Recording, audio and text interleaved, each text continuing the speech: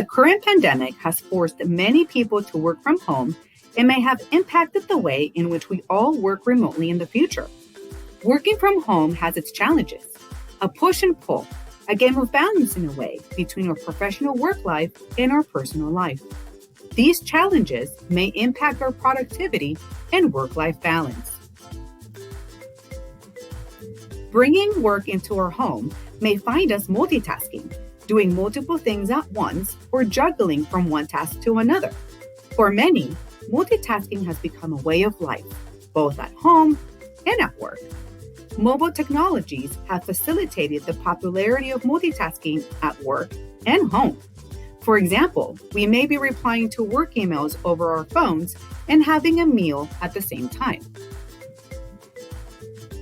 There are 4 dimensions within 4 different types of multitasking. We have technology-mediated, high interactive multitasking, where you are texting, browsing social media, and talking on the phone or video chat during remote work. There's also technology-mediated, low interactive multitasking, where you may be listening to music, watching TV, or surfing the web during remote work. We also have in-person, high interactive multitasking, where you may be attending to the needs of adult family members, children, or pets during remote work. And lastly, there is in-person, low interactive multitasking, where you may be preparing meals and handling household chores during remote work.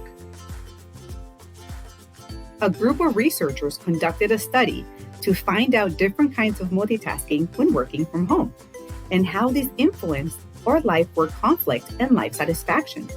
A total of 429 U.S. working from home individuals were surveyed, and this is what was found. Their age ranged from 19 to 77 years old. 96.5% of them are full-time workers, and about 60% of them live in the same household with their family. 52.2% of participants identified as female, 71.8% were white, 14.7% Hispanic or Latino, and 10.7% Black or African American. The researchers used structural equation modeling to analyze the data. Researchers found some interesting results.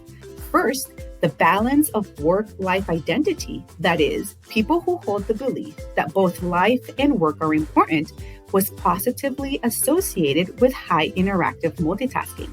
Meaning, when individuals work while interacting with others, such as family or coworkers, it provides a sense of social identity. This kind of high interactive multitasking while working from home seems to help with the balance of work-life identities.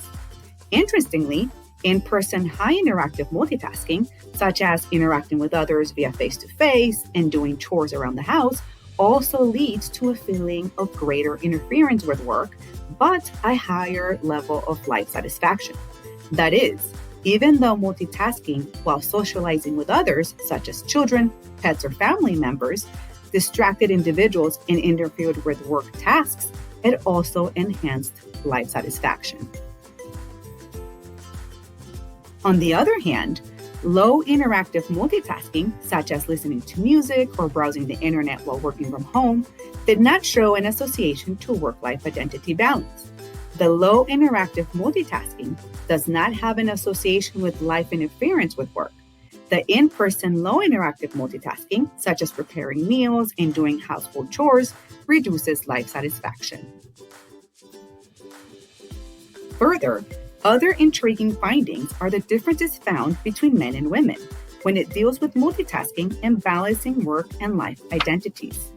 For men, there was a balance of work-life identity through both interacting with family and doing leisure activities online during work hours.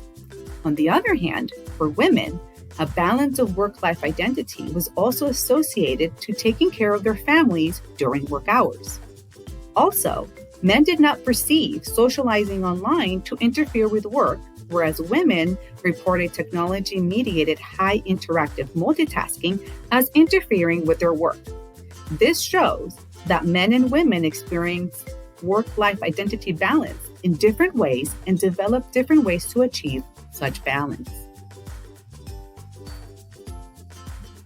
In a nutshell, There are various types of multitasking when working remotely, and to strike a balance between work and life identities, individuals seem to do both work and social interactions at the same time, which leads them to report higher distractions and interference with their work, but on the upside, report a higher level of life satisfaction.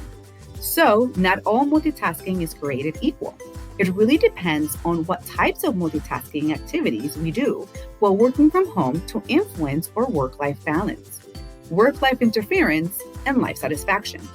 Men and women also adopt different multitasking strategies in order to maintain their work-life balance. Organizations and companies need to be aware of the various types of multitasking remote workers may perform, and should consider both the pros and cons of in-person, high-interactive multitasking when measuring employees' effectiveness and/or productivity.